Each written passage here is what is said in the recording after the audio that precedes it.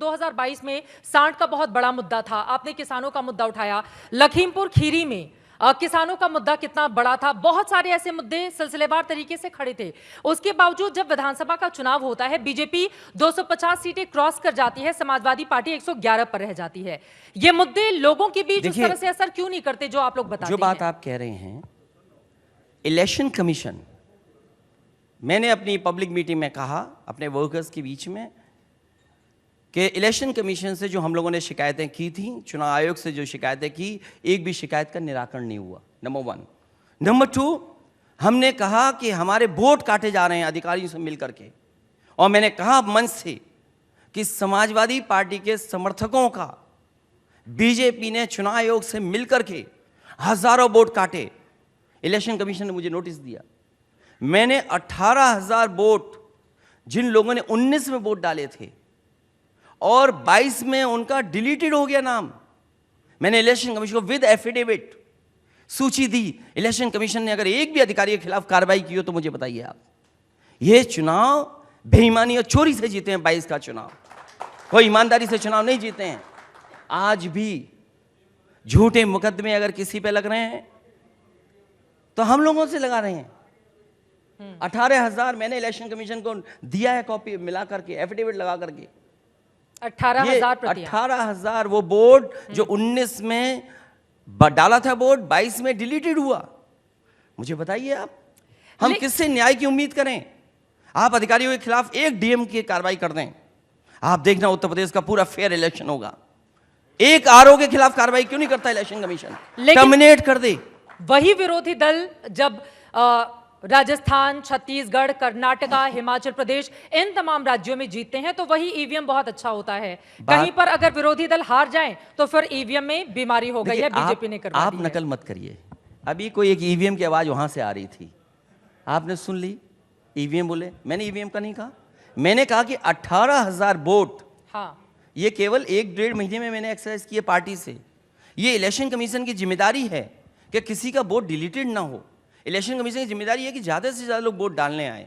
तो आप वोट क्यों नहीं डलवा रहे हैं? अगर कहीं शिकायत किसी पॉलिटिकल पार्टी ने की है तो उन अधिकारियों के खिलाफ कार्रवाई क्यों नहीं कर रहे हो? और क्यों चिन्हित किया आपने मुस्लिम और यादव का ही वोट कटेगा? आपने किसी और का वोट क्यों नहीं काटा? क्यों आपने यादव और मुस्लिम का वोट काटा? ये सवाल है।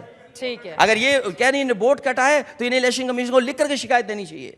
ठीक है, थोड़ा और इस दायरे को आगे बढ़ाते हुए, चूंकि विपक्ष इंडिया को लेकर बहुत सारे सवाल हैं और कल ही खबर सामने आई है कांग्रेस पार्टी के जो नए नवेले अध्यक्ष यूपी में बनाए गए हैं, अजय राय, उन्होंने बयान दिया है कि अमेठी से राहुल गांधी फिर चुनावी ताल ठोकेंगे और प्रियंका गांधी बनारस से चुनावी मैदान में उतर सकती हैं। कांग्रेस अपनी पूरी ताकत लगा देगी उनको जिताने के लिए। तो आप भी वेलकम करेंगे अगर ये दोनों नेता जाते हैं? केवल 2 सीट जिताने के लिए ताकत लगाएंगे? अरे सब सीटें जिताने के लिए ताकत लगनी है। अजय राय जी ने जो बयान दिया है वो उनका अपना स्टेटमेंट होगा, हाँ। लेकिन जो भी ताकत लगाएं सब सीटों के लिए लगाएं। अमेठी और बनारस से लड़ना चाहिए इन दोनों ही नेताओं को? ये उनका अपना पार्टी का डिसीजन है, हमसे किसी से बातचीत नहीं हुई। आपकी मुलाकात होती रहती है? क्या बातचीत? मेरी किसी से बातचीत नहीं हुई। कोई बातचीत नहीं? मेरी कोई मुलाकात। ये कैसा विपक्षी गठबंधन है आप लोगों का? यही तो मित्रता है। ये कौन सी मित्रता है? हम क्यों बताएं हम किससे मिल रहे हैं? ये क्या बात हुई? अब जनता को तो बताना पड़ेगा ना कि आप क्यों मिल रहे हैं। कि हमें दोस्ती किससे करनी हो, कैसे करनी है, ये भी तो कमाल है फिर। लेकिन विरोधी दलों को अगर इस तरह से आप एक साथ हैं तो आपको ये जानना मैं क्यों बताऊं मेरी क्या बात हो रही है? अरे जनता को बताना है। जनता के सामने सब प्रत्याशी आ जाएंगे, पूरा अलायंस आ जाएगा, फिर क्या छिपा जनता से? अमेठी से अगर लड़ते हैं राहुल गांधी, वैसे भी रायबरेली और अमेठी दोनों ही सीटों पर समाजवादी पार्टी पिछले 3 लोकसभा चुनाव में अपने कैंडिडेट नहीं उतारती है, वैसे भी आप लोग समर्थन देते रहते हैं। समाजवादी पार्टी पिछले नेताजी और हम लोगों ने ये पॉलिटिकल शिष्टाचार रखा है कि कुछ सीटों पे हम लोग प्रत्याशी नहीं उतारते। उसके बावजूद अमेठी हार जाते हैं राहुल गांधी। मैं उस बात को आगे नहीं बढ़ाना चाहता हूँ, और इसीलिए मैंने नारा दिया है कि ये अलायंस पीडीए से मिलकर के 80 की 80 सीटें हराएगा। नीतीश कुमार के फूलपुर से चुनाव लड़ने की बड़ी सारी सुगबुगाहट और खबरें थी, इस बारे में कोई बातचीत हुई है क्या? देखिए, हमारी पार्टी को तोड़ने के लिए बहुत सुगबुगाहट होती रहती है। अभी खबरें चल रही थी कि 2 विधायक हमारे जा रहे हैं, फिर पता नहीं कौन सा चैनल था, वो चला था जैन जी जा रहे हैं। अब ये नया सवाल आपने खड़ा कर दिया। लगातार इस तरह की खबरें हैं, इस वजह से सवाल आपसे पूछा जा रहा है। हालांकि वो मीटिंग में क्या चर्चा हुई, आप खारिज कर दीजिए। अनपार्लियामेंट्री वर्ड नहीं है, लेकिन है ऐसा कि कुछ गप्पे चलती हैं, इस तरह की बातें चलाई जाती हैं। क्यों चलाई जाती है मुझे खुद नहीं पता। ये बातें सही नहीं है। मैं नहीं समझता हूँ ये बात ठीक है। ठीक है। नीतीश कुमार को लेकर एक और बात, चूंकि उन्होंने बहुत मेहनत की है विपक्ष इंडिया को एक मंच पर लाने की। कभी वो चट महागठबंधन, कभी पट एनडीए, कहां वो चले जाते हैं पिछले कई चुनावों में, ये लोगों के सामने है। अभी अटल बिहारी वाजपेयी जी की समाधि पर जाकर उन्होंने श्रद्धांजलि अर्पित की। ये तस्वीरें देखकर मन में इस तरह की सुगबुगाहट भी होती है, क्योंकि इस तरह का अगर राजनीतिक इतिहास किसी भी नेता, वो बहुत बड़े नेता हैं, बिहार वो जीतते रहे कई सालों से, मुख्यमंत्री हैं, लेकिन राजनीति में वो कई बार इधर उधर चले जाते हैं, तो इसको लेकर डर भी बना रहता है आप लोगों के भीतर। इसमें हम लोगों को बीजेपी से सीखना पड़ेगा। बिल्कुल क्लियरिटी रखनी पड़ेगी हर इशू पे हम लोगों को। कौन से इशू पर? कोई इशू हो, हर इशू पे बिल्कुल क्लियरिटी रखनी पड़ेगी। उधर महाराष्ट्र में जब शरद पवार और अजित पवार आपस में मिलते हैं तो भी दिल की धड़कनें बढ़ जाती हैं। मैं इतनी बड़ी राजनीति नहीं करता, मैं केवल यूपी तक सीमित हूँ। कौन किससे मिल रहा है, कौन किससे कहाँ जा रहा है, मुझे नहीं पता। इसीलिए मैंने कहा कि अगर बीजेपी को हराना है तो बिल्कुल क्लियरिटी होनी चाहिए कि ये हमारा अलायंस है, ये लोग हैं, हम ये मुकाबला करेंगे इनसे। सलाह तो देनी पड़ेगी ना आपको। अगर इंडिया पूरे देश की बात हो रही है, यूपी की तो बात हो नहीं रही है, तो फिर मतलब महाराष्ट्र में अगर इस तरह की स्थिति बनेगी, उसका असर तो उत्तर प्रदेश पर भी पड़ेगा ना। ये सलाह का मंच नहीं है, ये आपके सवालों का मंच है। और जो सलाह वाला मंच है वो 31 और 1 तारीख को है बंबई में। क्या सलाह देने जा रहे हैं आप वहां पर? मैं बस कहा ना आपसे कि हर इश्यू पे हमें बिल्कुल क्लियरिटी होनी चाहिए। जैसे मैंने क्लियरिटी पूछी, बिल्कुल क्लियर पूछा कि हमें एक बिजली का कारखाना बताओ, वो नहीं बता पा रहे। ठीक है, आराम से सर प्लीज, मैं यहाँ पर बैठी हुई हूँ, ये तरीका ठीक नहीं है। अखिलेश जी, मेरा ये सवाल है, आपने कहा कि यूपी की पॉलिटिक्स पर मैंने अपना पूरा जोर लगा कर रखा हुआ है। फिर से मैं घूम कर आऊंगी, तमाम मुद्दे जो आप लोगों ने 2017, 19, 22 में उठाए हैं, वही मुद्दे अलग अलग रूपों में निकलकर सामने आ रहे हैं। अभी नितिन गडकरी जी थे, उन्होंने कहा है कि जो दुकान दिवालिया हो जाती है उसका बोर्ड बदल दिया जाता है। इसी वजह से आप लोगों ने अब यूपीए को हटाकर इंडिया नाम कर दिया है, लेकिन उससे कुछ होने जाने वाला नहीं है। तो इसका मतलब उनके सब घोषणा पत्र दिवालिया हो गए? इसका मतलब सब घोषणा पत्र दिवालिया हो गए? इसीलिए तो G20 है। इसीलिए G20 है क्या? वो एनडीए और इंडिया पर उन्होंने कहा, इंडिया, यूपीए ने जैसे अपना नाम बदलकर इंडिया रख लिया, एनडीए तो लगातार बना हुआ है। मैं उनसे सहमत हूं।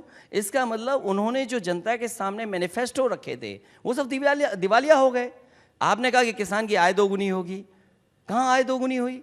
आपने कहा करोड़ों नौकरी दी जाएंगे, कहां नौकरी दी?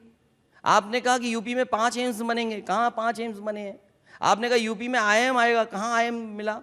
आपने कहा कि बच्चों को लैपटॉप दिया जाएगा, कहां है लैपटॉप? आपने कहा बिजली सस्ती होगी, कहां है बिजली सस्ती? आपने कहा 33 लाख करोड़ के MOU हुए हैं, कहां जमीन पर पहुंचा है? आपने कहा कि बुंदेलखंड में मिसाइल्स बनेंगी, एयरक्राफ्ट बनेंगे, टैंक बनेंगे। बताइए बुंदेलखंड में किस जिले में मिसाइल बन रही है?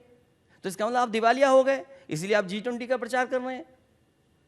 2/3 आबादी वाले मुल्कों को G20 रिप्रेजेंट करेगा, तो बिना इतनी बड़ी ताकत होगी, तो इस वजह से वो प्रचार कर रहे हैं। क्या कम से कम G20 के मुद्दे पर सत्ता पक्ष और विपक्ष को एक सुर में बोलने की जरूरत नहीं है? आपने कहा 85%, मैं सहमत हूं 85%।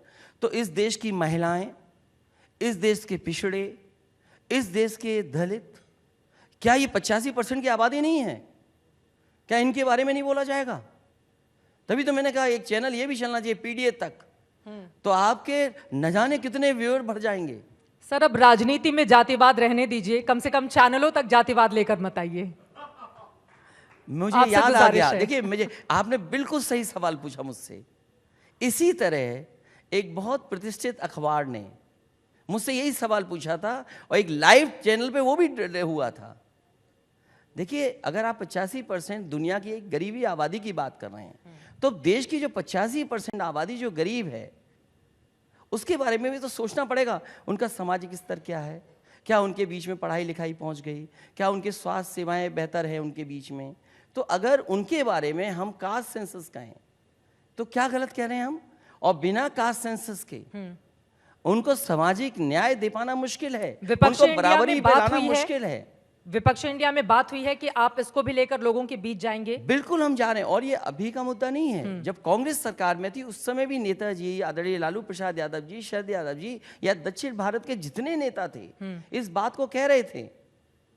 और जो बात आप कह रहे हैं, बड़े बड़े विद्वानों ने कहा है कि हमारे देश की समस्या पॉलिटिकल नहीं है, हमारे देश की समस्या सामाजिक है, सोशल इश्यूज हैं हमारे समाज की प्रॉब्लम। और मैं जातिवाद का आप पे आरोप नहीं लगा रहा हूं, न जातिवाद की बात करता हूं मैं, लेकिन मैं ये कहना चाहता हूं कि जो बाबा साहब भीमराव अम्बेडकर जी ने संविधान दिया, जो डॉक्टर राम मनोहर लोहिया जी ने सपना देखा, उसका कैसे सपना पूरा होगा? आखिरी व्यक्ति के लिए आप कैसे मुख्य धारा में खड़ा करेंगे? जो लोग आखिरी व्यक्ति को मुख्य धारा में खड़े होने की बात कहें तो उन्हें जातिवादी से कहते हैं। इसलिए मैं वो प्रतिष्ठित अखबार और वो प्रतिष्ठित चैनल के बारे में नहीं कहना चाहता हूं। मैंने उनको वहां जवाब दिया था कि मुड़ करके देखिए, जिस 85% की आप बात कर रहे हैं, आपके अखबार में कितने हैं वो लोग?